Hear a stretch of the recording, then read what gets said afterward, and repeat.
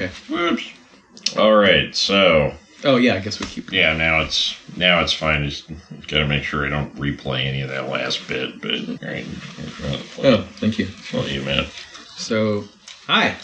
Howdy. This is Ron and Dan. We're back. We're casting. Did we decide on a name yet? Is it Podcast, or was it Podcast The Lost Episodes Here Again, or...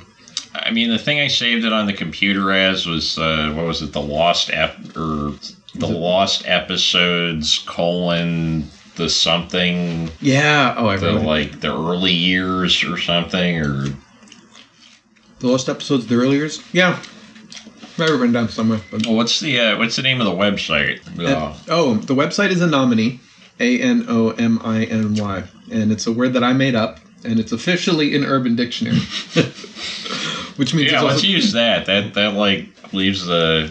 We could go anywhere with that, you know, if we got like sick of watching movies. It applies like, to anything. As long as it's called the Anominy podcast, like you're not setting... Anyway, so yeah, we're casting. Oh, wait, so just Anominy? So there is a thing called anomia, and that's, I think it's tip of the tongue, or it's just when you know a word, you know that you know the word, but you can't think of the actual word. And you're sitting there going like, I know that word. So that's anomia. When you have a word for a concept, and you know the concept, and you're just having trouble accessing the word. Anominy, so that's anomia. Anominy is when you have a concept, the state of having a concept without a word for it. So these are, you know, German's very good about having words for any concept you can think of. English, not as much. So, anyways, we could also cut this whole part out. Oh yeah, no, that's the origin. This is the origin episode. Yeah. Well, the lost origin episode. Yeah, the one that it's I don't know, a decade in the telling, or waiting for its story to be told.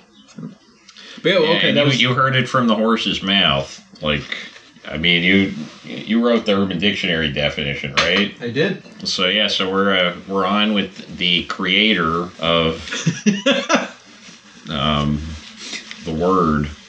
A word for which there was the concept was there, the word was not. Right, so it's like one of those things where it works on two levels. Anominy was in a state of anominy. I de-anominized it. I like that, like Hapax legomenon. It's a good one. What is? Hapax legomenon. It's when the appearance of a word in a given text is the only appearance of that word in the corpus of the language. So usually they're talking about you know, like the what is it? That tablet with the 3 lines, the Rosetta Stone. Rosetta Stone. Yeah, like Champollion. Right, when you only have like a very small sample of a given set of writing, a lot of the words become Hapax legomenon, whereas like, you know, English, there's not really like even, I mean, especially post-internet, like Anominy is not a Hapax legomenon, because we've used it like 5-6 times at this point, plus it's on Urban Dictionary. A few people upvoted it. Right. There was also some downvoting. It's a lot less lonely being a word now. I guess like when all your friends haven't died, like the words on the Rosetta Stone. Well, they had friends. Like they all thought all their friends had died, and now they found they're in the retirement home. They make new friends from different walks of life. Right. It's kind of like how Superman is supposedly the last child of his planet, but then, you know, there's Supergirl, there was a dog, there was an elephant, Crypto. There's a pony, you know, a lot of things seem to have made it off of that planet, and somehow they all ended up on Earth. Oh, wasn't there the city of Kandor? Right. There's a whole city that made it. And then anyone in the Phantom Zone, actually. Oh, that's if you were sent to the Phantom Zone, you survived the destruction of Krypton. Right, it's like Jonestown. The kid, like most of the survivors were these kids that were on a basketball trip to the United States. Oh, really? At the time, yeah. I have a. Oh, sorry. Oh no. I have a really disturbing CD. No, maybe I got rid of that one. I had a really disturbing CD or cassette tape of the Jonestown Massacre. Oh yeah, it's on archive.org. Is it really? The massacre tape, yeah, where he's like he keeps telling him to drink the Kool-Aid, and then you read later that it's actually Flavor Aid because he was cheap. And like 2 years later, the Flavor Aid company, I forget what big company owned Flavor Aid at that point, or if I don't even know if Flavor Aid still exists, but 2 years later, they came out with a line of like tropical flavors, which granted, pretty standard move for like a Kool-Aid like beverage. Uh-huh. Still kind of weird after like, it's like all the punch was grape Flavor Aid. And it when I listened to that tape, it kind of struck me that the thing he was ashamed of was that he cheaped out on the Kool-Aid. He talks about that? Oh, I never listened to it. I listened to 5 seconds. I'm like, this is horrendous. Oh, no, he doesn't talk about it. It's just like he never refers to it as Flavor Aid. Oh, okay. And it's like he hasn't been near civilization in a long time. There's no reason he would have like some specific brand attachment to Kool-Aid or something. Or it's not that Flavor Aid was what he grew up on. He just right, went to the store, did a price comparison. Yeah, and he's like being pretty straightforward about it. Like he's crazy, but everything else he's kind of like, well, this is what we're doing right now. Blah, blah, blah. But no, it never says just Kool-Aid, Kool-Aid, Kool-Aid. And when I was a stand-up as a kid, I used to have a bit about the Jonestown thing because I read a bunch of Jonestown books. And I said 2 things you just said. 1, doing stand-up as a kid. 2... Oh, I never told you about that? Then as a kid, you read about the Jonestown. When I was a teenager, I was the house comic at the Saratoga Comedy Club for a while. Oh. And I can't remember what I think the only joke that I still remember from it was, what was it, like I talk about the existence of the suicide tape, and then I say like at the end, over all the other noise in the background, you hear this faint kind of murmur of, oh yeah. Wow. And that just brought down the house laughing? Just brought down the house, no. So when you said kid, there was more to the bit then, but yeah, this is the idea is that, like, right, instead of the U.S. government showing up to pick up the bodies, it was actually Kool-Aid Man. Oh, sorry, I just got it.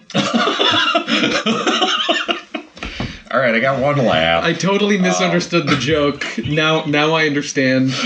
That's why I thought it was just you, like, just remembering half of the joke. So it's the retelling of the telling, but not the actual retelling. Okay, you actually told me the joke, and it went completely over my head, or to maybe a little to the left. I got it.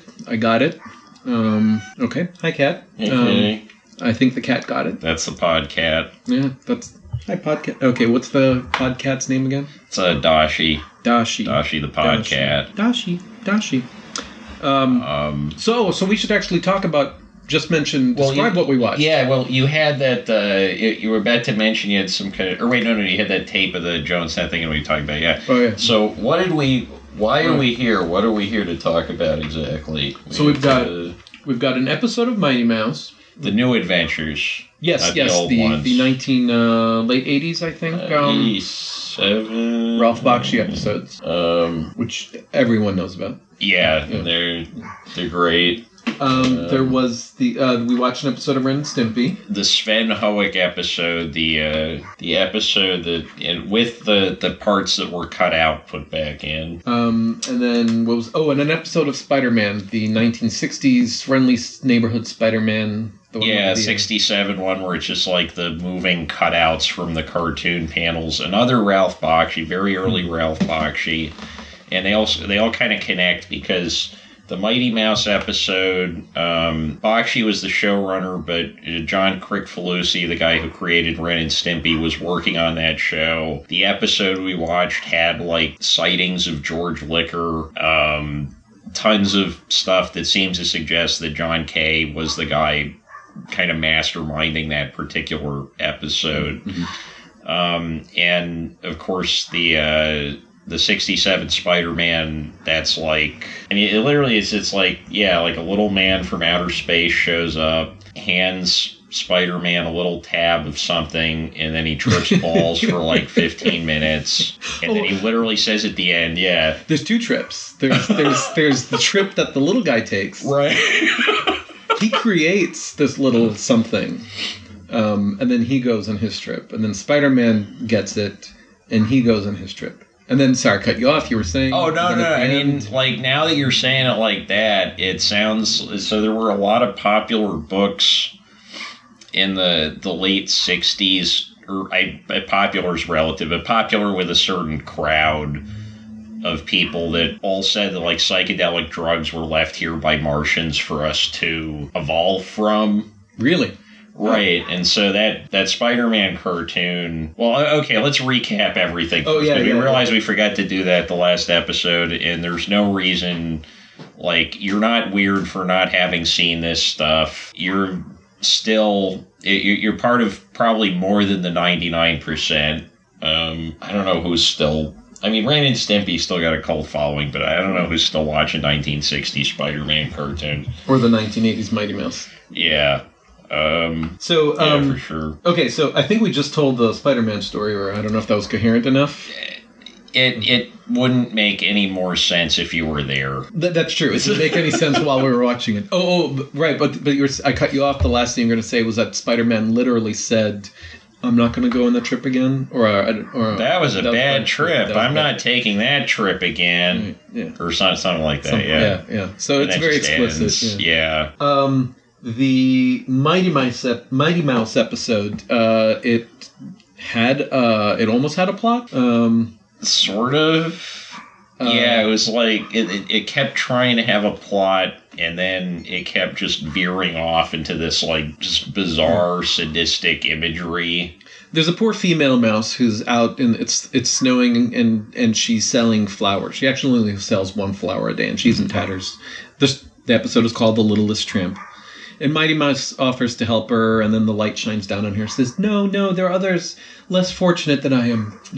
So it's like, okay. And he's not sure what to do. And then something happens. There's some guy who does stuff like he takes her flower and takes the petals off. And there's a lot of people handing each other flowers, and yeah. And the reason we watched the episode initially was because Ron told me there's a cocaine episode of Mighty Mouse, and I was like, how have I not seen it? I might have actually even, because I put it on in the background when I bought the DVDs. I think I actually saw parts of the episode, but the cocaine part is it's like so obvious, but it's so quick. It's like almost subliminal cocaine. I think it's the one bit is 3 seconds at most. Right, and there's a little callback at the end. Yes, where he's like rubbing his nose, but yeah, he takes like, I guess it's supposed to be because he misses the flower tramp girl, whatever, so much or something. Or maybe that's what Ralph Bakshi told the network. Right.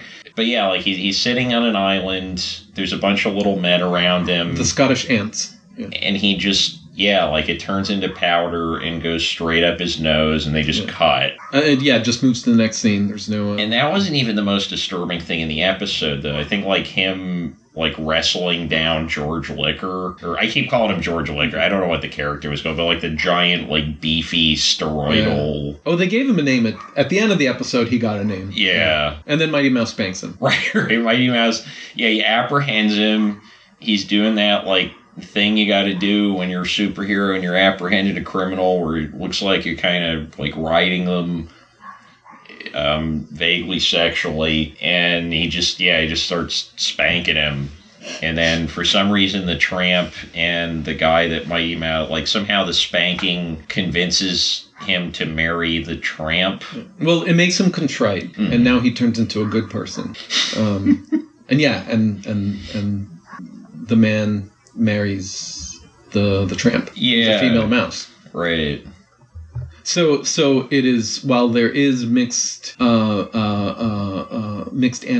or human animal breeding, husbandry. There's literal husbandry. Animal husbandry. But it is heteronormative. That's true. Because it's a male human and a female mouse. Well, I mean, there were a lot of like class issues in that whole thing too, right? Because like I'm just going to keep calling him George Liquor. Like, whatever. We'd have to watch the whole episode again to find out, or I guess jump to the end to find out his name, and it's George Liquor is a better name. Yeah, and I mean, there's a character in Ren and Stimpy that looks and acts exactly like that guy they call him George Liquor on the Ren and Stimpy show. Mm-hmm. And anyway, but Yeah, he's supposed to be like this gluttonous caricature of like everything that John Kay or Ralph Bakshi, I suppose, hates about the United States. Or at least just sort of like Homer Simpson with no humor, right? The guy just kind of eats and eats and eats, does shitty things, runs off, and like clearly needs a good spanking because his... He needs a Mighty Mouse. Right, and oh yeah, and then there's that whole thing, like the first half of the episode is just Mighty Mouse going around helping people with body issues. Yeah, so let's see, he helps a beaver whose tail is kind of looks almost like a clam and whose teeth are dull. So he helps flatten his tail and sharpen it, which somehow sharpens his teeth. Well, somehow his teeth must have been in his tail or like back, because he just like whacks his tail. Oh, they were pretty backed hard. up into the tail, and then they just like pop right out. Yeah. Like I don't know a good metaphor for that. It could be a metaphor for something else at some point, right? But, and that just as the beaver's teeth were in its tail. So what was the other body image thing, or not body image? There was another. Well, so there's like the mental issue with like the littlest tramp who the episode is named after. You know, she keeps saying like, "Oh, I'm not worth being saved, Mighty Mouse. I'm not." Which that adds another whole dimension, which I don't even know if I can say with much confidence that it was unintentional, but you have kind of like it's a dramatization of the nice guy mentality, right? Like Mighty Mouse keeps showing up and it's like, I want to be a nice guy, I want to be the best guy ever to you, and she's like, I don't want you. And you know, this other guy is like a total jerk, leaves her with like gives her a bunch of money that turns out to be counterfeit. The George Liquor guy. Yeah, the George Liquor guy. He, like, eats everything off the table. He, like, eats a whole steak in one bite, and it's just bad etiquette. He's at the homeless shelter, taking all the homeless people's food and screwing with them by giving them fake money. Right, and it's like the end of the episode, and I get that the episode is 10 minutes. I get that they probably didn't want to write an ending, but the moral seems to be... What the tramp secretly wanted was for the, like, ugly American to like her, and what the ugly American secretly just needed was a spanking, and then this magical... Like, I think that's what everybody thought about Trump when he was kind of like, you remember the newspapers and the radio comment, or not all of them, obviously, but a lot of them seem to be saying, like, oh, well, when he's in office, he'll become presidential. He will get that spanking, and you know, we will know that we are both each other's bitch, as we are comfortable with you know, presidents of this country. Yeah, like what else is in there? There's so much in that episode. Well, for like 10 minutes. So I realize this is just talking about a 3-second bit. The cocaine thing. The cocaine was pink, by the way. So it was really. I think Bakshi claimed it was what do you call it? Flour, not seeds. Not dander. Opium. The opium, yeah, basically was like no. What's in the flower? Pollen. Oh, yeah, pollen. Okay. Yeah, claimed that he was. But just then why did pollen. the entire end of the flower come off when there was like petals and stuff? Yeah. Right. All he had in his pocket was a bunch of powder, and all he had in his hand was a bunch of powder, and all he shoved up his nose was a bunch of powder. And then when we see him at the wedding scene, when he says... Yeah, he's like scratching his nose like he needs more powder. Yeah. I think there was another bump on that. The very beginning of the episode begins with a giant snowstorm that they never go back to. Oh, yeah. It was winter and it looks like very cocaine-y. That's true. That's why she didn't need help from anyone else. She had all she needed. That's why she was only selling one flower and getting... Although, yeah, it wasn't an expensive habit for her because it was, you know, there were cocaine drifts all over the road. And... Well, I guess if, like, cocaine just grew in public gardens, it would be a very different world, right? If you could just go to the flower store and, like, get high. Yeah, I guess if everybody had a field of poppies in their front yard, and Valentine's Day would make a lot more sense. But yeah, sorry, I realized, going back and harping on those, not harping on those 3 seconds, but that little 3-second bit got him fired. Or, the network or at least canceled. I guess I'm kind of conflating the two. I believe that was it. So, but yeah, that one bit, it wasn't even, now I think about it, it wasn't even cut that bit out. Like, say, the Ren and Stimpy episode, it was uncut because there were about 15 seconds or so. Right. Yeah, they didn't cut any of it. They just showed it and were like, oh, okay, we're firing it. Yeah. That or nobody was checking the children's division. I think it got aired. It wasn't before, and I think it got aired, and people complained about it. I'll say, I know we said no research, and here I really want to go on. Nope. Well, I mean, we can research it and come back to it, because I feel like we're going to have kind of a canon of, like... stuff we made up? Stuff that we've watched at a certain point, like on the podcast, right? Like, there's, like, in-jokes for people who spent a lot of time either, like, being one of the two co-hosts of or listening to this podcast. It might be helpful, but... what are listeners of the show called? Okay, this part should be cut out. But what... let's see. If these are the lost episodes, or the found episodes, or the, let's see, losters? No, but lepisoders? Lepers. Lopers. We should do one episode that's exactly the length of the missing part of the Watergate tapes. Like, that would be a good gimmick episode. I don't know what Nixon... We could watch that, like, the Elvis Nixon movie. That came out a couple of years ago. I've been meaning to watch that. Is that when Kevin Spacey? I don't know. I think Kevin Spacey maybe Nixon? He was in that. He might... I can't remember much about it, but it's that, like, that famous photograph, Elvis is shaking hands with Nixon, and it's like how the photograph happened. I saw it. It's a fun movie. Oh, it's actually decent? Yeah. I don't remember much of it. I remember, like, the scenes, the Elvis scenes were really over the top, but knowing enough about Elvis and just how over the top he was, there's probably not there's not much hyperbole there. This is what Elvis was like, just slightly, even a little more cinematic. Yeah, he's got this whole thing about somehow helping the FBI. Oh yeah, so he was the FBI, or no, so he's on a plane with two stewardesses. I think it was his birthday, maybe, and so he takes one of his antique handguns out of the basement that was in a frame, and he just decides, I'm going to fly to the White House, and I'm going to convince Richard Nixon to make me a DEA agent. That's what it was. So that I can fly back and forth and get drugs from South America without problems. Because he was taking a lot of drugs. And he walks into the White House with this framed but live handgun, and the Secret Service guys are like, we'll make sure Mr. Nixon gets it. It's like, make sure, this is a very valuable handgun. Only Elvis could bring, like... working gun. Well, that's like the step beyond white privilege. It's Elvis privilege only. Like, you can bring a gun into the White House and the Secret Service finds it charming. But supposedly everybody who was in the room when the meeting happened, and he did get the DEA badge. He, went up to Nixon, and, everybody that was in the room supposedly said that Nixon deferred to Elvis. Like, Elvis was the dominant presence in the room.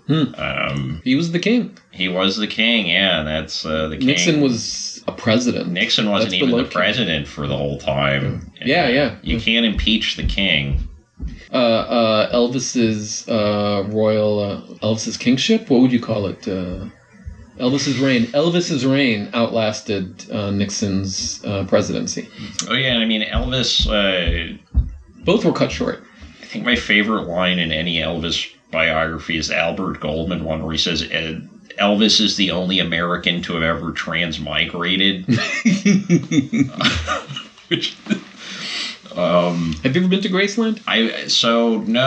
We drove through it. It's $75 to get into Graceland, which is kind of, if I'd had $75 to throw around at that point, maybe, but we were on the road shooting the movie. I did go to Graceland 2, POO. It no longer exists, but it's how do I even describe it? So it's not there anymore. The guy who was running it is now dead, R.I.P. But in Holly Springs, Mississippi, which is a 30-minute drive outside of Memphis, and also the place where Elvis was born, there was a man named Paul McLeod who quit a very lucrative job doing something involving car insurance around the time I was born in 1989. And he took over his dead mother's house and started building an Elvis museum from scratch. And eventually he named his son Elvis Aaron Presley McLeod. Wow.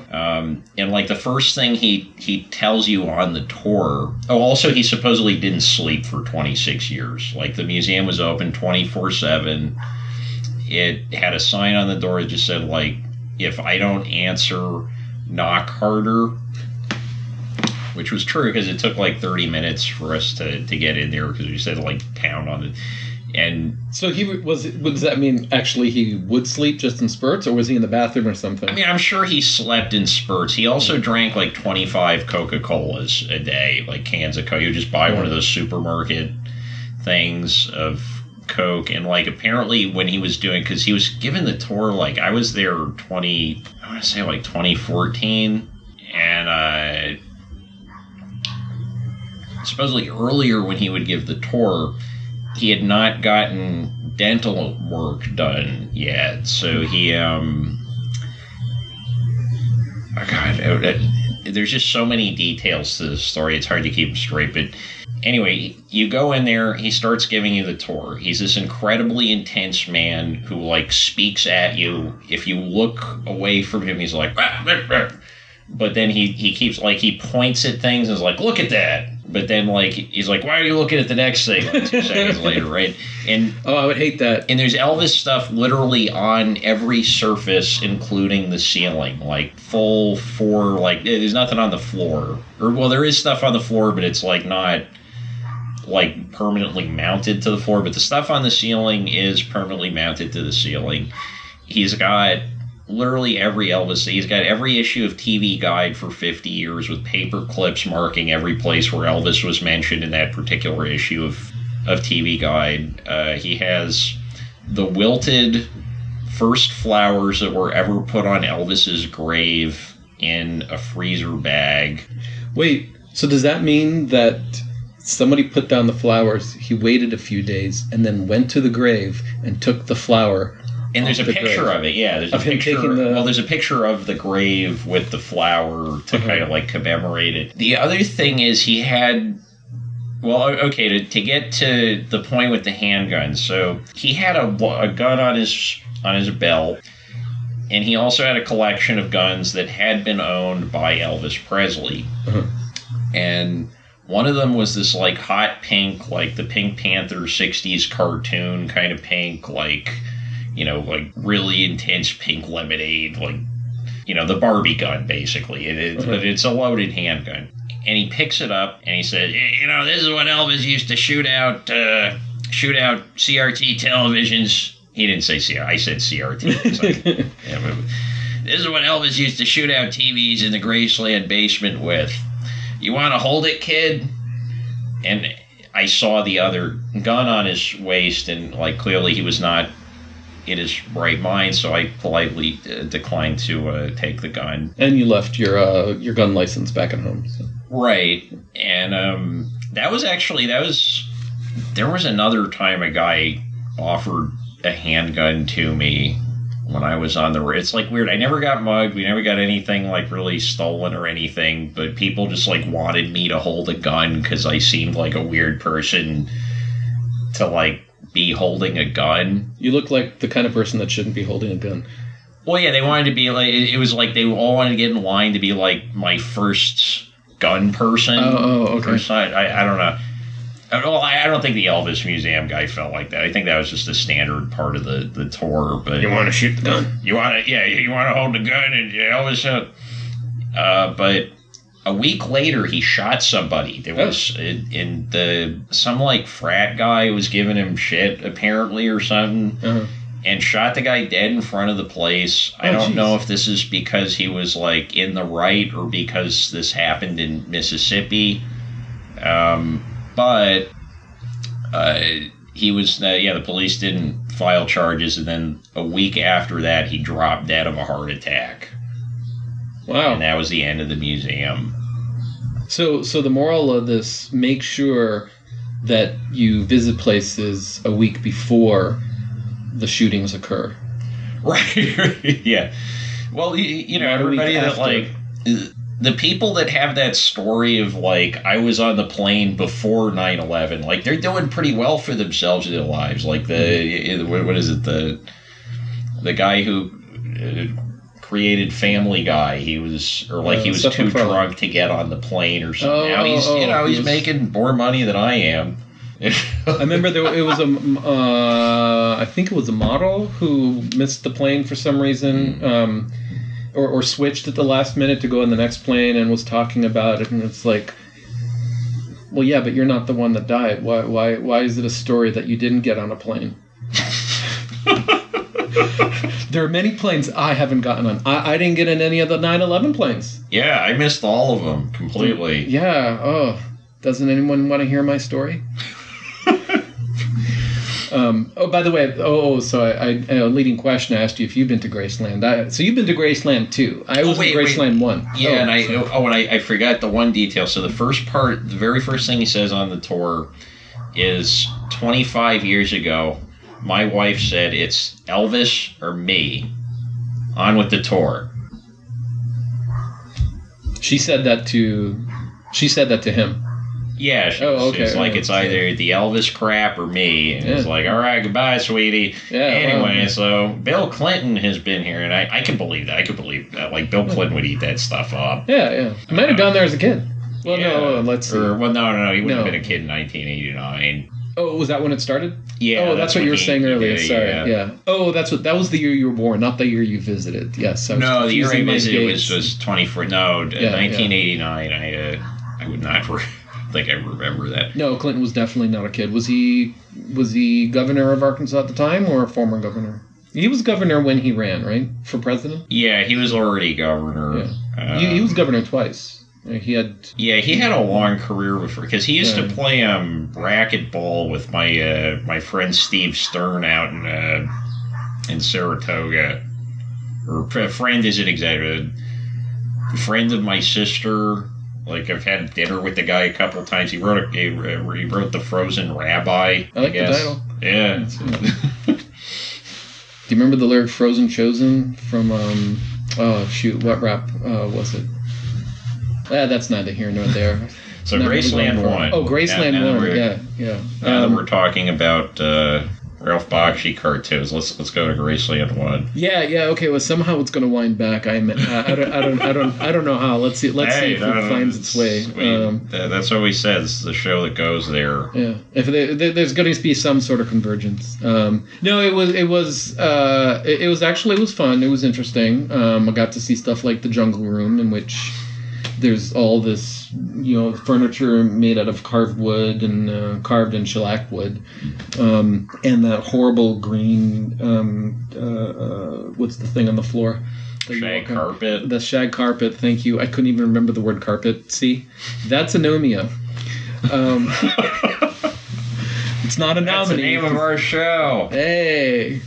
That's because half the time I can't remember what are those things called that have concepts attached to them. Oh, yes, words. Ta-da! Sorry, that should be ta-dum-dum. I was a great thing. Oh, yeah, I was just going to say, so two things that stood out. One of them was, it's not that exciting.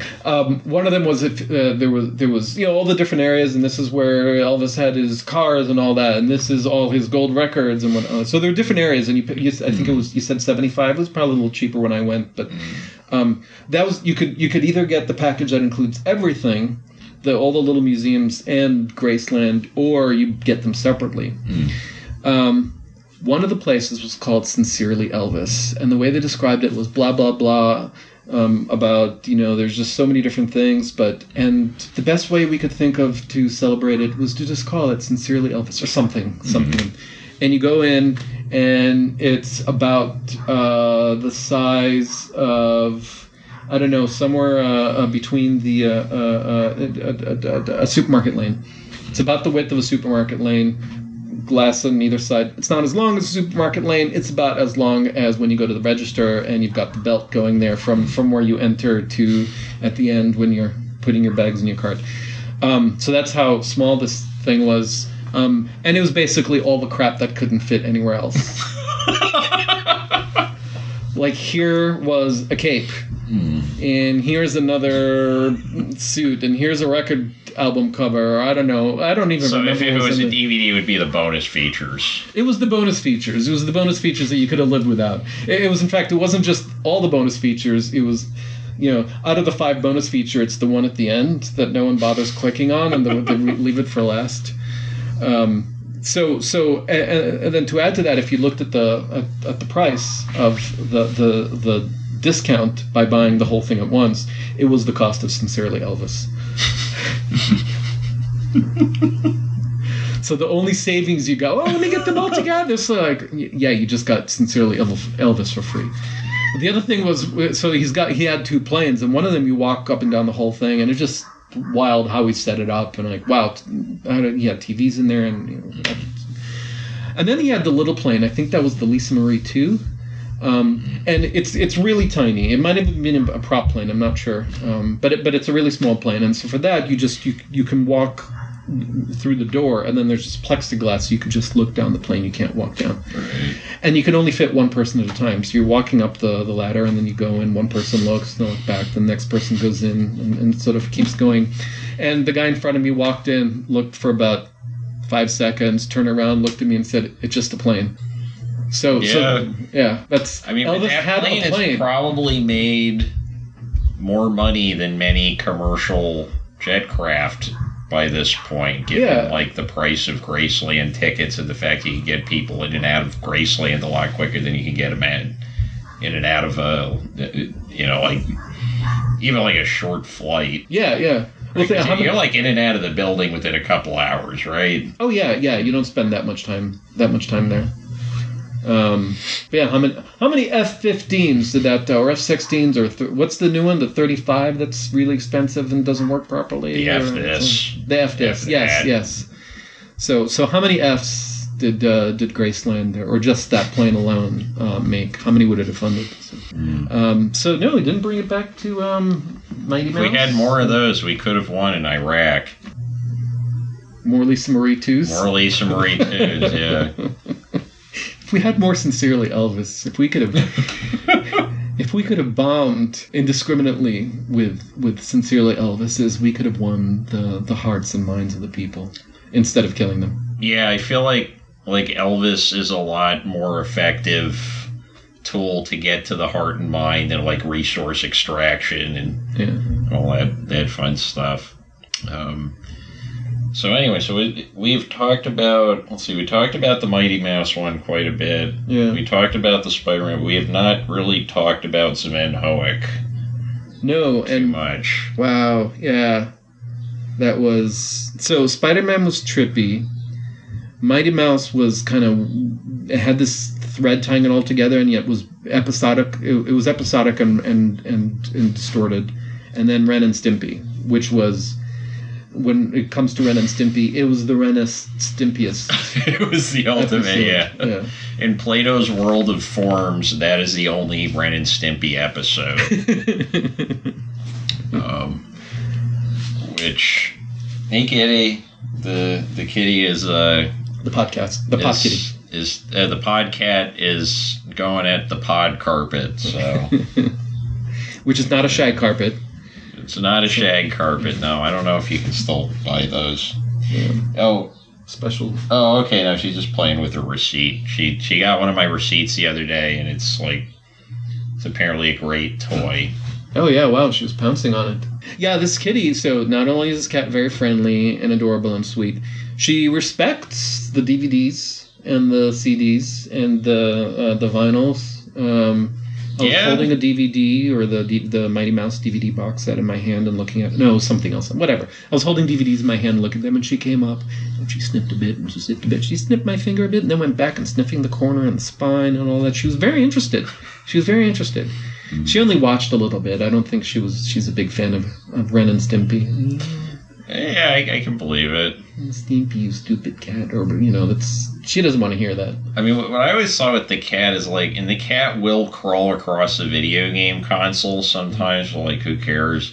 I always the cat hears me and the cat's like, oh, there's mischief I haven't figured out yet, but...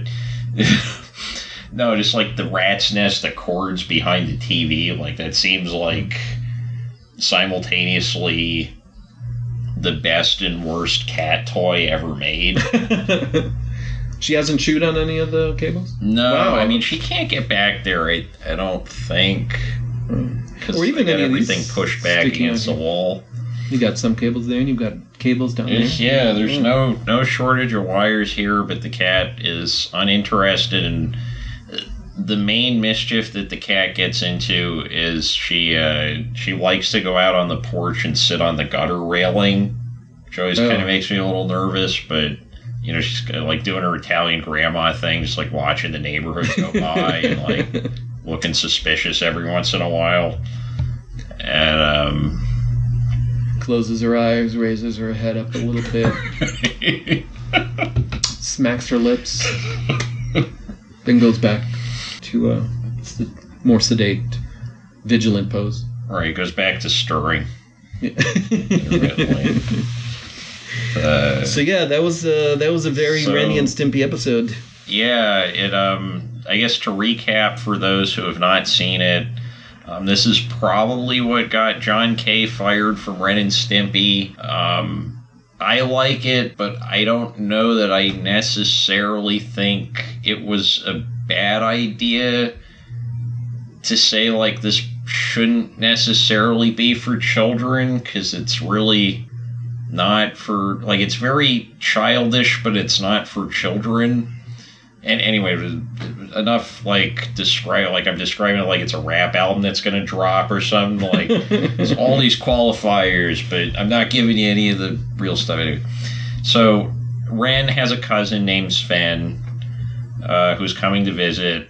Ren tells Stimpy, like, hey, you're going to meet my cousin Sven, and he's, like, so much classier than you, and you're going to learn a thing or two.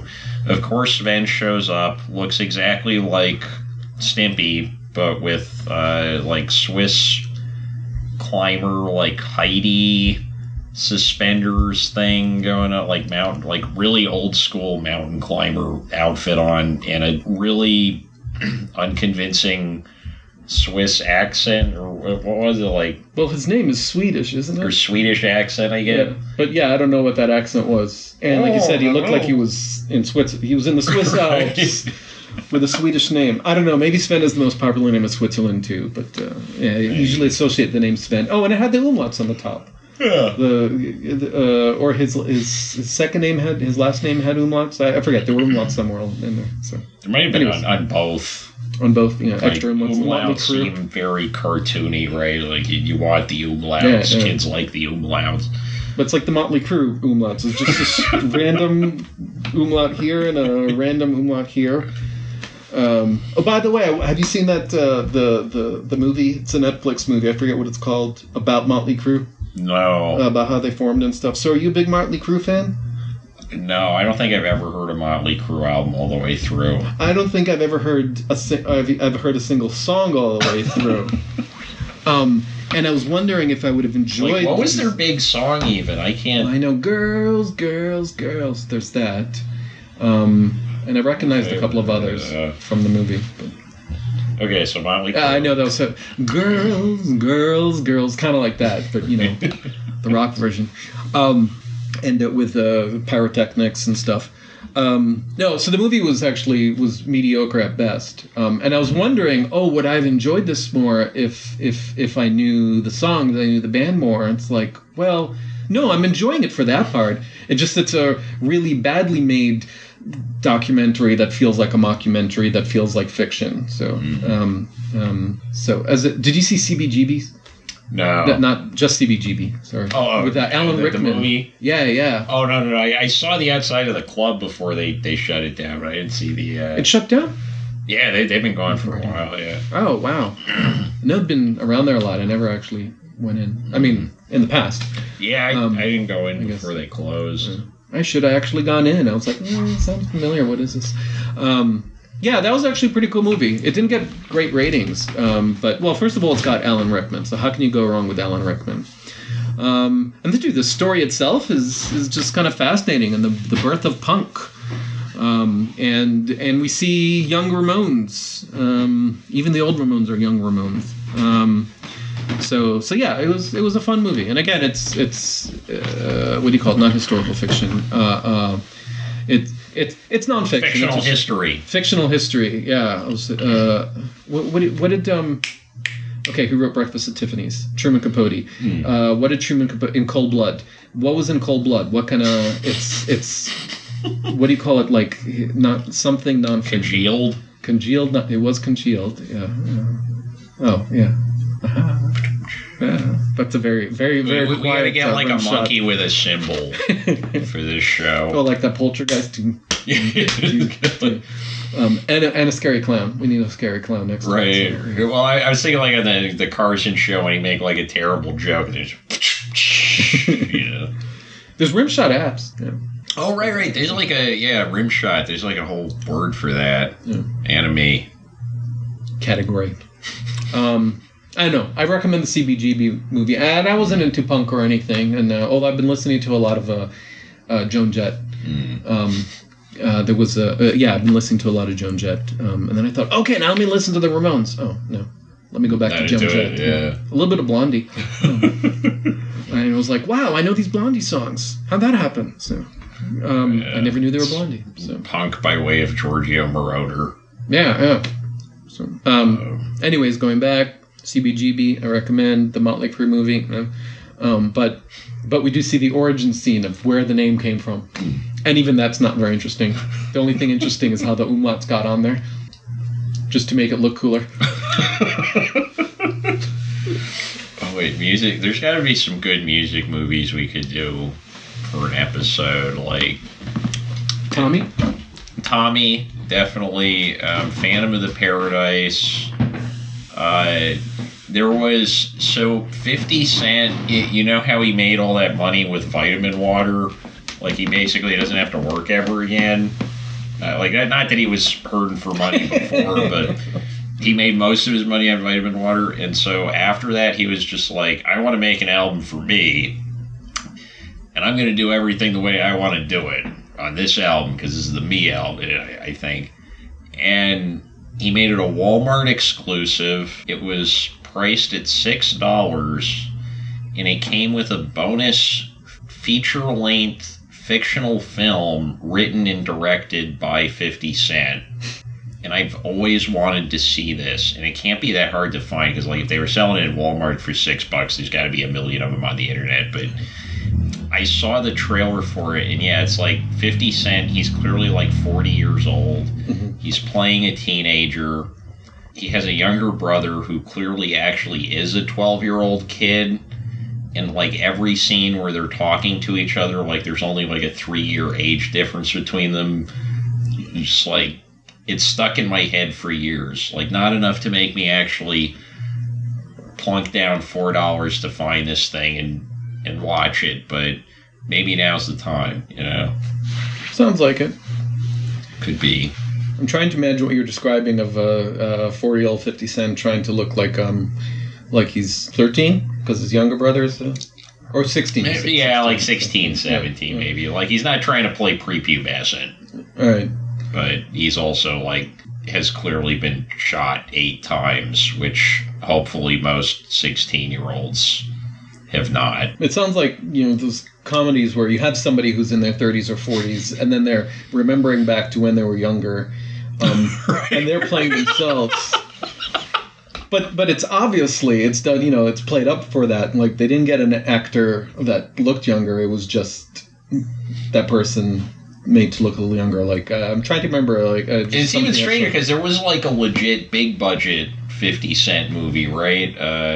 Get Rich or Die Trying that was supposed to be kind of like the... It was supposed to be 50 Cent's 8 Mile.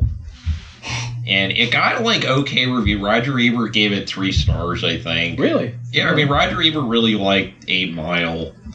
Yeah. Which is another one I've never seen. 8 Mile was a good movie. And I was not into rap. I was not into Eminem. I did live I say I lived in Detroit. I lived in southeastern Michigan. So I lived around the equivalent, I lived between Lone Pine Road and Long Lake, which was, I think, the equivalent of living between 16 and 17 miles. So I was a bit away. My friend lived right across on the other side. She lived in Grosse Pointe, which is a very wealthy community, and then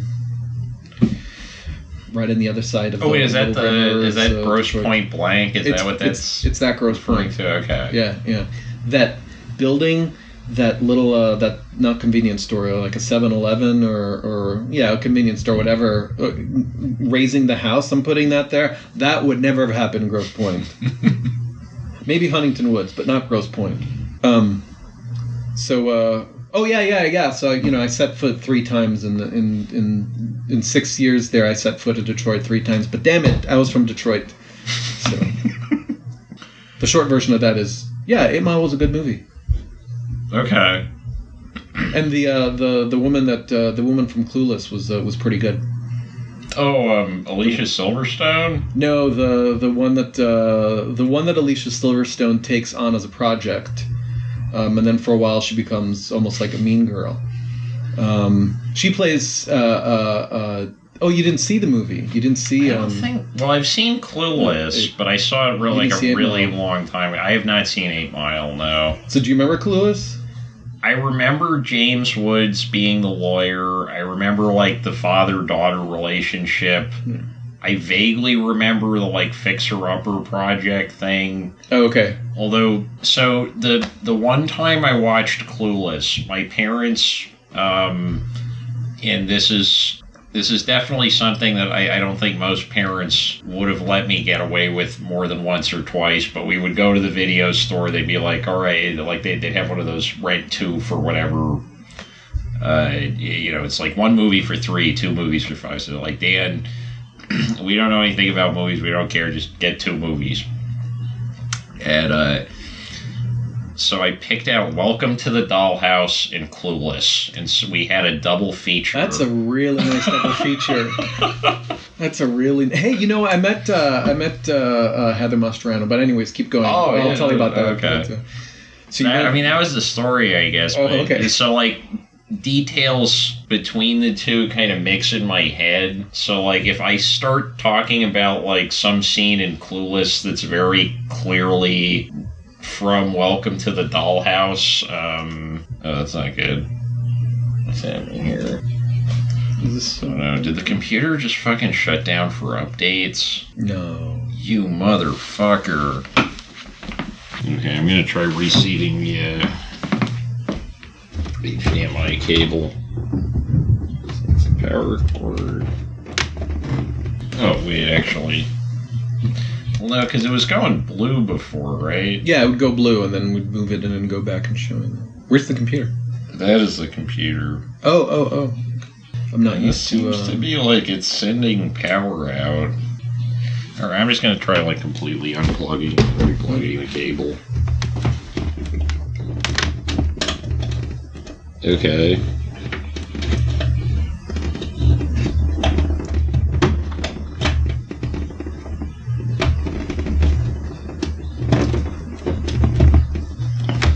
So it's been recording this whole time. Yep. I guess you could take care of that in post-production, or should we go back now? I can take care of it in post-production. It's gonna look like... Here, you can put this... Okay, yeah, it was like... Let's write down that it was like 54 to 58-ish. Time. Jig. How do I have, like, no scrap paper anywhere? All this crap and no scrap paper.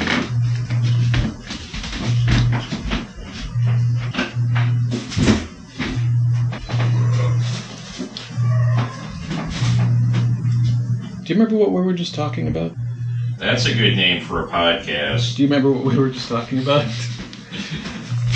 What were we just talking about? Mastriani, you met the lady from Welcome to the Dollhouse once also. That's the same person. Whoa! No, did I say her name right? Heather Mustry. I have no idea what the like right that. way to say it is. No, I did right. She's the little girl, right? Yeah.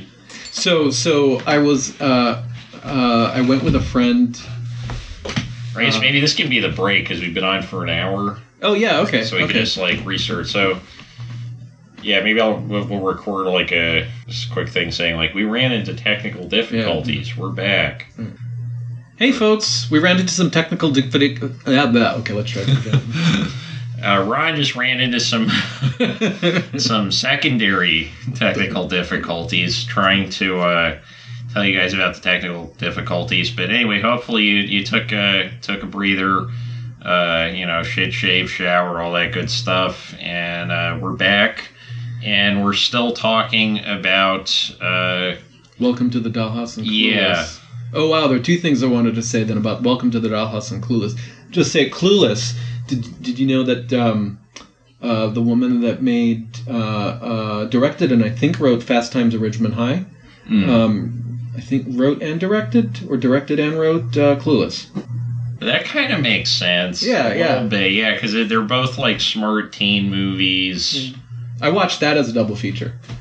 That would definitely have made my parents a lot happier, I think. Than Welcome to the Dollhouse. Yeah, like the whole scene where like the child bully's like, "I'm gonna rape you" or whatever, like that. It's a little rough. When you like, yeah, it's a rough movie. Yeah. And then like I saw that, and I'm like this, I'm priding myself on being this transgressive teenager. So I'm like, oh man, I gotta watch every other Todd Solondz movie now, and I think the only There's other some one happiness I saw, for you. Yeah, I saw Happiness, and I was like, this is amazing. This is like, this is how 16-year-old me thinks the world is gritty or whatever, like, I mean, there are some great, like the scene where the guy has to explain to his son that he's, like, how he's a pedophile. Mm-hmm.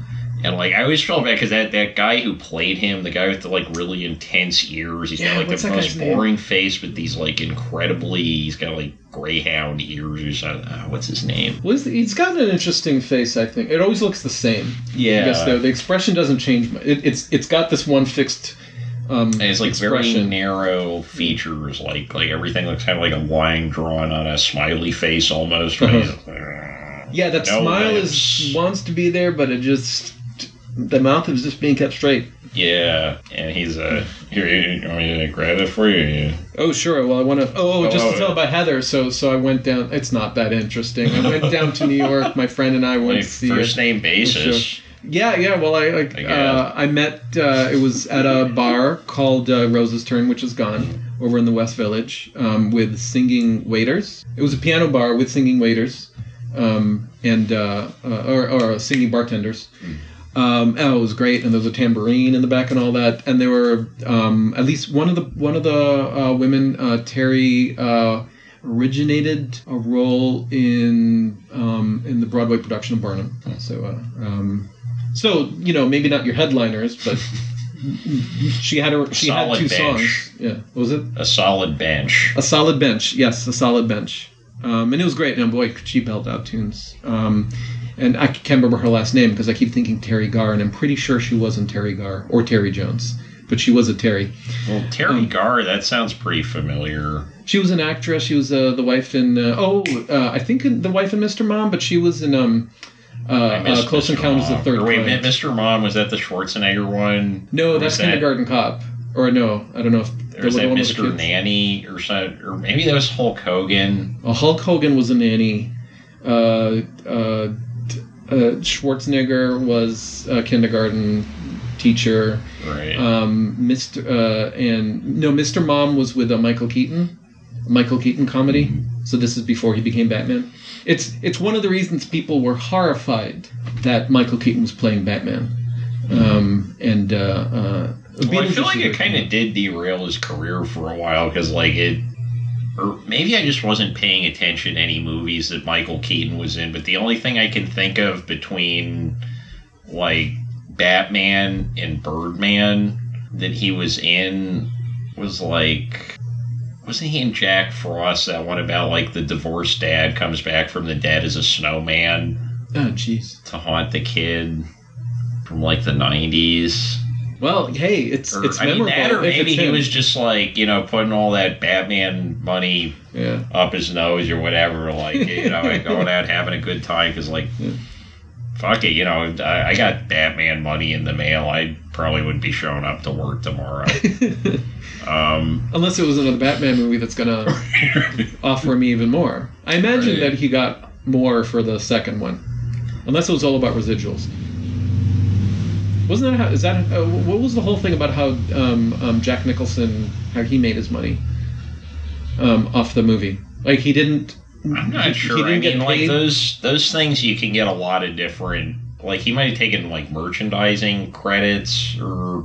Well, he got money, like off the back end. So he didn't... It was something like he didn't get paid for... he didn't get paid a lump sum of cash. But more, hey, if this does well, just as the studio's making money, he's making money too. So you got points. Is that what it is? So yeah, so you can get points on so points are basically like either they're gross points or they're not called profit points, but they're but yeah, whatever amount of money the movie takes in, you get a certain percentage of that. Oh, okay. And if you're not getting it out of the gross, you're probably not getting very much, because Hollywood has a lot of money to pay accountants to make it look like they did not make any money. That is so absurd. That is so absurd. Never take the points on the profit, because you're going to be waiting a long time.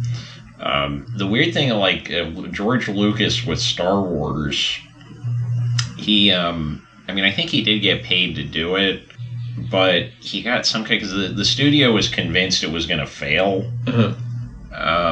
So he was like, I want rights to the merchandising, but I'll take a pay cut. And so they're like, all right, George, you get complete rights to the merchandising on Star Wars. That's where he actually made the money. Okay. Although I guess we all know he actually made money on that vineyard. Is that decent wine? I've never. Or no, is that Coppola that? Oh yeah, George Lucas doesn't make wine. No, Coppola. That's Coppola. Yeah. Oh, are the Gallo brothers connect? No. Okay, let's see. Nicholson Cage is related, right? And who else? No. Cage is connected to... Cage is connected to Coppola. Cage is his nephew. Sofia Coppola, obviously the director, is the daughter. Yeah. She's like the young woman in Godfather 3. Oh, okay. Who else? Jason Schwartzman. He's related? Yeah, he's another nephew. Oh, wait, is he the son of Adrian from Rocky? I think so. Oh, yeah, and she is, what's it, Talia Shire. Talia Shire, yeah. And she was a choreographer too, right? No, that was, you're thinking of Tony Basil, who looks exactly the same. I'm not thinking of Tony Basil. Are you? Oh. Maybe? Well, I don't know. I mean, because she was a choreographer. She was also she was in a Bruce Conner movie called Tony Basil, not Talia Shire. But, or Nicolas Cage. Yeah, well, Tony Basil was actually, brain fart, the big Talking Heads, the one Talking Heads song that literally everyone knows that was on Remain in Light. You may find yourself in a house. You may find yourself with children. Wait, I'm confused. Are you talking about Talking Heads, or are you talking about the movie that had that? Well, so the music video, Once in a Lifetime, that's what it's called, Once in a Lifetime. The music video for that, you know how David Byrne's making those really funky, weird moves? Yeah. That's Tony Basil. That's the Hey Mickey lady. Oh, no kidding. That choreographed that. Yeah. That was choreographed so fine. Oh, so fine. Yeah, she choreographed the shit out of that. Yeah, she, that's why I was thinking of, because they're both, like, these very tiny Italian ladies, right, with, like, very similar features, I think. Or maybe I just haven't looked at either of them in a very long time, but Basil is an Italian name. I thought it was Swedish because of the umlaut. Oh, I kind of assumed because it was Toni is a name. Yeah. That's What's that short for? Antonia. It is Antonia. Okay, I was gonna guess Antoinette. No idea. Yeah, Antoinette. That could be. But that's I don't know how Italian Antoinette is. Antonia. Antoinette. No, yeah, Antonia. Antoinette. Yeah. Antoinette is French. Antoinette. Je suis Antoinette. No, you have to tie the S and the A together. Je suis Antoinette. Well, I haven't spoken French in so many years. Je suis Antoinette. I was so bad at French. Yeah. Like, really? I am so bad at foreign languages. I've tried to pick up multiple, and it just, like, doesn't jibe in my head for some reason. Like, everything else, like, I just soak up. Uh-huh. Maybe I just didn't have the attention span for it. But, yeah, like, I took a couple of years of French, and, like, I know how to translate the title of Remembrance of Things Past, like, 3 different ways, and that's the extent of my French. Bonsoir, Daniel. Comment allez-vous? I'm having flashbacks. Bien. Muy bien. Muy bien. Yeah, I did a little better in Spanish because I think it's closer to English, or maybe they just got to my brain before it calcified because they got there first. They got there before the French. I don't know how I ended up learning French instead of Spanish because we had a choice and. In middle school, we had the electives. First 1 year, we had every class for 4 weeks or whatever. So I had French and Spanish, and then we had to choose the next year which foreign language we're going to take for 7th and 8th grade, and then go on from there. So I probably picked French because it seemed fancier. I also did terribly in Spanish because I'd moved back to the U.S., so I knew very little English. I barely knew how to. I was a terrible speller.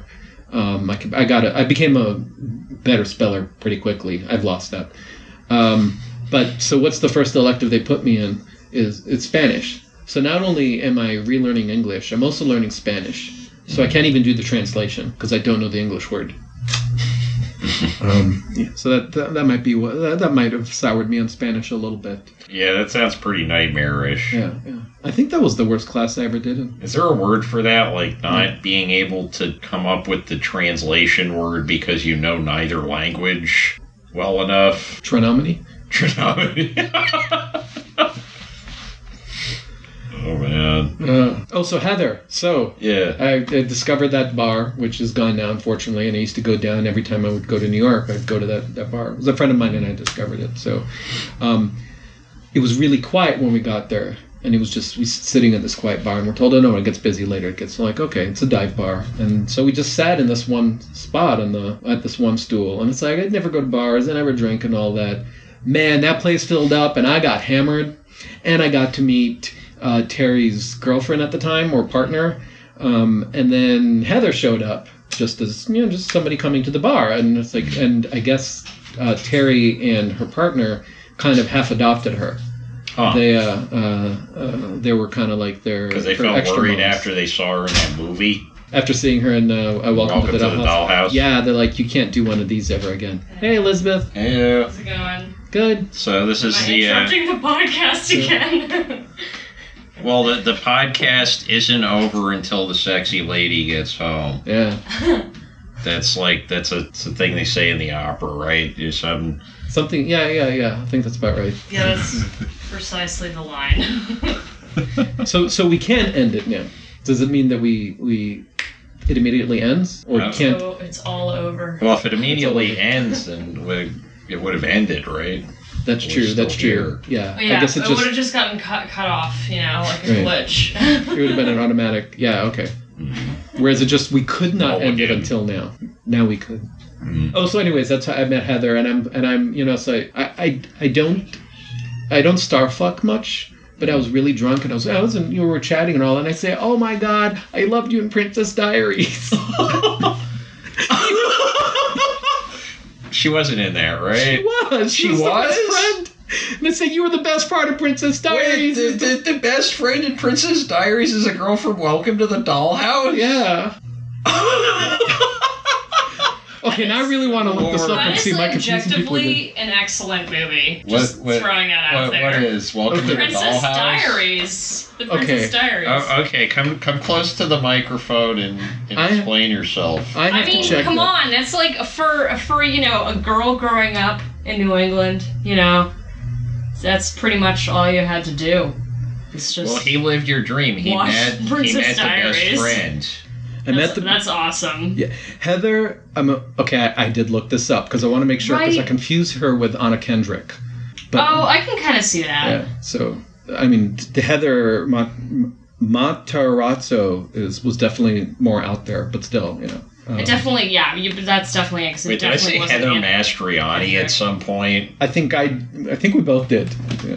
Wow. Who is that? Sorry, Heather. That wasn't just a screw up of the name. That was actually referring to somebody else. No, that's I think there's like the either Italian or French actor that's got to be Italian. The Italian Mastriani, the guy in 8.5. Yeah. Okay. All right. So you just if the two of them got together. Yeah, like if they got married, if she was like into corpse fucking or whatever, like if when corpse fucking and star fucking collide, catch a falling star, and and then a star is born. Yeah. Hey. Named Heather Mastriani. By the way, Clueless, the lawyer dad was Dan Hedaya, not James Woods. Is that who you're thinking of? Was James Woods even in that movie? I don't think so, unless. Why did I think James Woods? Oh, maybe he was a teacher. Maybe he wasn't opposing counsel. I don't think we ever met opposing counsel. But we did meet a young Paul Rudd. Oh yeah, I remember Paul Rudd being in the movie. Being the brother lover. Yeah, and he's been in stuff for like. Okay, did you ever see Mac and Me? He was in Mac and Me? He's the star of Mac and Me. No. That's baby Paul Rudd. No. Yeah, the like McDonald's tie-in like E.T. ripoff. Yeah. Musical. Musical, yeah. scene Well, in it? it's like everybody starts breakdancing in front of the McDonald's for some reason in the last 10 minutes. So that's one for the podcast. That's definitely one for the lost episodes. Mac and Me is something that I've never seen and have always, without admitting to anyone, wanted to see. Oh yeah, I have admitted wanting to see that too. Yeah. Young Paul Rudd. Well, the internet now. By the way, I met Paul Rudd once, and I went up to him and said, "Wow, you're the best part of the Princess Diaries." was he even in? Wait, was he in those? He was not in the Princess Diaries, and I've never met Paul Rudd. Yeah, those like the makeover movies. Right, remember when that was like one of the most popular genres of movie in America? Is that like if you just got a kind of bossy friend and took off your glasses, suddenly you'd be popular? Yes, like that was what 90% of America was dreaming about from the 90s? I still do. Hold on. I'll take them off. I don't know. I took them off. Glasses on, glasses off. Glasses on, glasses off. Totally different person, right? It's moving too fast. Oh. Glasses on. Glasses which one are you off. more inclined to take to the prom? Glasses on. Glasses off. I'm not glasses. Your glasses agnostic. Normative. Yeah, like I embrace the glasses. See, and that's why We're they're not making living movies in the like. 1960s anymore, guys. See, that's why they're not making movies like Clueless anymore, because like kids these days don't understand the value of a good makeover. Yeah. The value of taking off your glasses. But the Princess Diaries, weren't there like 3 of those? Or 4, like... There was a Princess Diaries 2, and then there might have been sort of another... Oh, no, okay. Yeah, I'm not sure. There were definitely 2. Princess War Journal, or like... There were too many. Let's just put it that way. There were too many. I don't think even the second one was necessary. It wasn't. Yeah. But it featured Heather Matarazzo. Or however you pronounce it. It featured the girl from Welcome to the Dollhouse. So, in both of them? In both of them. Maybe, I don't know. I mean, since I watched all of Princess Diaries 2, she must have been in it, because she was the best part of Princess Diaries 1. The original. Right. The original movie, T.O.M. I mean, if the movie's bad enough, she could be the best part by not showing up and, like, putting you in that awkward position of, like, I like this person, but this movie is garbage. I mean, the truth is, the best part of Princess Diaries is Julie Andrews. Oh, yeah, she's great in that movie. Yeah. So there was a little bit of a white lie that I gave Heather. She was the second best, but, it was without question. Julie Andrews is just assumed, but she's in a pedestal. Right. She's on a different floor. Well, I mean, the other thing is, like, if Julie Andrews shows up at the bar, you're not going to be talking about the Princess Diaries. You're going to be talking about, like... I loved you. Oh. I loved you in all those Blake Edwards films. Oh, yeah. I loved you in Victor Victoria. Like, there's the go-to for Julie Andrews. Can you imagine if you saw Julie Andrews at a bar and the only thing that you'd seen her in was the Princess Diaries? Hey, you're the queen! That would just be sad. So you go up to Julie Andrews and say, hey, I loved you in My Fair Lady. My early childhood self had weird thoughts about you and Mary Poppins because my parents used to put it on all the time. Oh, I used to listen to that. Actually, I had that, and I had the Robin Hood Disney record, and that one actually told some of the story. Like there was talking and the songs. Robin Hood, Little John walking through the forest. Something. Oodalali, golly, what a day. I think it was Roger Miller who narrated and sang a bunch of it. Anyways. Oh, that sounds, love Roger Miller, yeah. So my mom and my grandmother always wanted to put on Mary Poppins because they all the beautiful songs and all that, and going around and twirling around the room. And I wanted to listen to Robin Hood because he went, oodalali, golly, what a day. And the little cartoon, I never saw the movie. I had the record set. Oh, yeah. But I never actually saw the movie. So all I knew about the movie was from the cover, and I think there was a little booklet in there, so... That's another thing that needs a word like that. Because I don't know if that's really an experience now that you can find everything relatively easily, but just sort of experiencing, or I guess like forming your entire understanding of a film or like cultural product through some kind of ephemeral piece of merchandising that you just ended up exposed to over and over again at a young age. I played with Star Wars figures without having seen the movie. Yeah, right. Like Pokemon, yeah. Like everybody, or I don't know. I couldn't find anybody who could explain to me how to actually play that card game when it was popular. Like every kid on the playground had 1 million Pokemon cards, and I was like, how do you play? And like I think they thought it was like war. Like, you just keep putting down different Pokemon cards, and if yours has the higher number in the top corner, you win. But I'm pretty sure that's not actually how you play Pokemon. I think there's like the actual rules of the game as they were intended by the creators, and then there was this sort of cultural definition of the game as it became, which was really just like a game of prestige, right? Like... It was all focused a game of prestige. Are you trying to get a job at Nintendo? I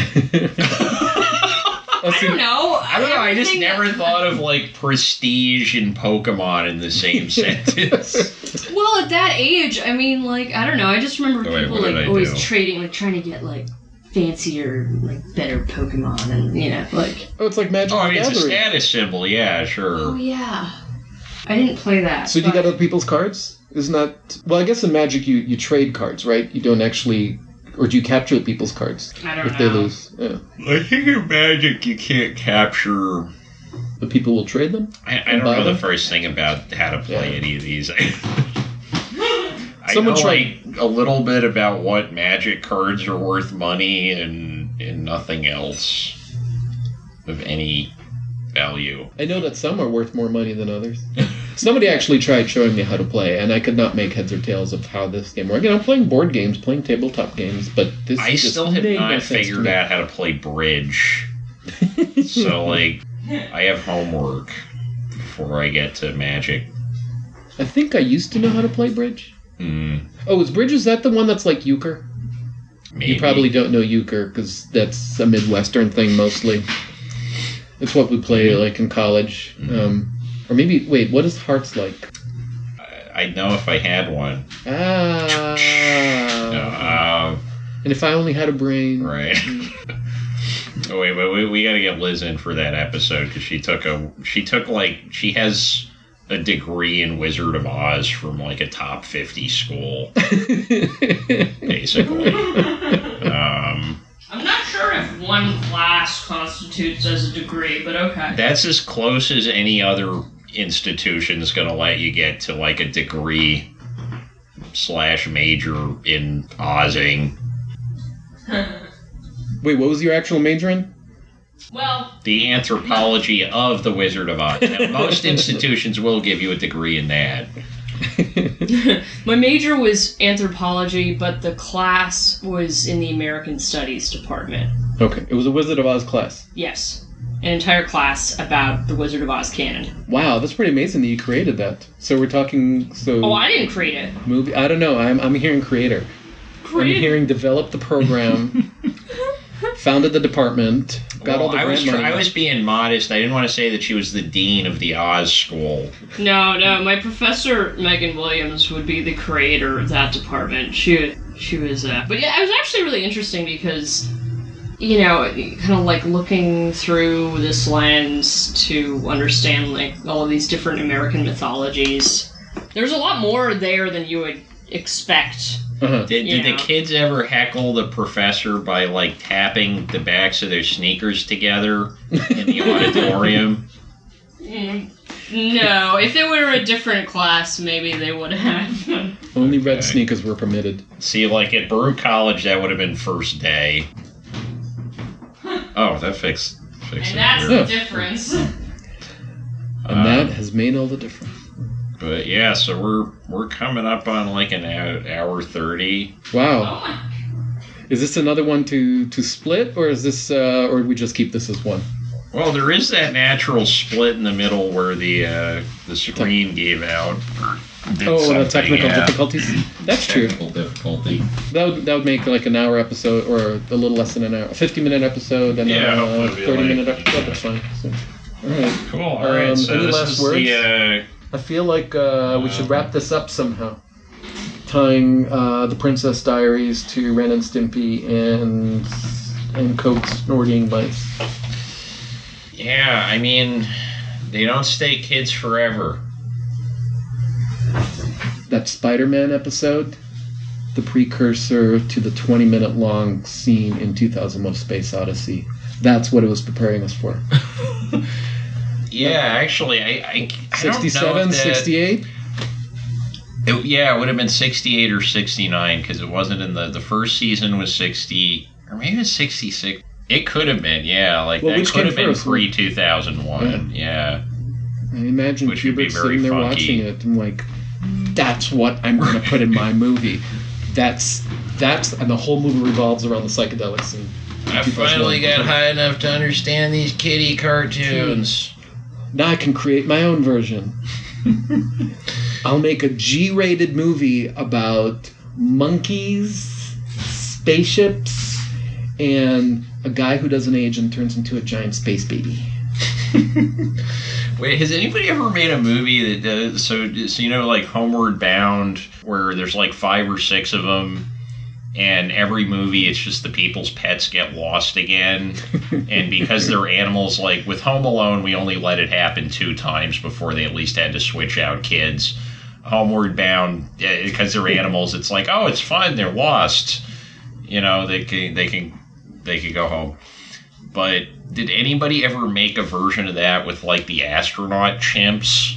Where it's just like a bunch of astronaut chimps, they get shot off in rockets, no one expects them to come back, but through like sheer pluck and a lot of voiceover acting, they somehow make it back into orbit and reunite with their family, because they have to be pet monkeys or else they don't have like anybody to go back to, and they just go on a killing spree when they come back into orbit, right? Has anyone made this movie yet? If not, would you like to send in $1 to help make this movie? Isn't that the third Planet of the Apes movies, the original series? I have those. I have the set. Oh, you do? Okay, Yeah. we'll have to watch those because I can't remember I which still haven't which seen any of installment those, that is what you yeah. were just talking about. Oh, wait, so that does have it. Oh, okay. Spoiler. I don't know. There's so many Wasn't there a Planet of the Apes series, too? There was a Planet of the Apes series. And a cartoon. There was a cartoon. For a hot sec. Yeah. Yeah, And there's... then new movies. We're never going to run out of crap to talk about on this show. Yeah, especially if all we talk about is Planet of the Apes. That's true. That right there is enough to... That's... If we talk about The Wizard of Oz, there's a whole department, a whole school based on it. But that's not for us to talk about. Right. So there's the wrap-up somehow that had nothing even remotely like a wrap-up. Hit like, hit subscribe, hit whatever the button. Hit the other buttons and see what they do. Hit that thing for which there is a word that can't think of. Oh, you could. You said button. Yeah, the button. Yeah. Button, right. So, until next time, don't forget, Anominy and a you and another and me. And we'll be here next week. Catch you later, peeps. Take care, y'all.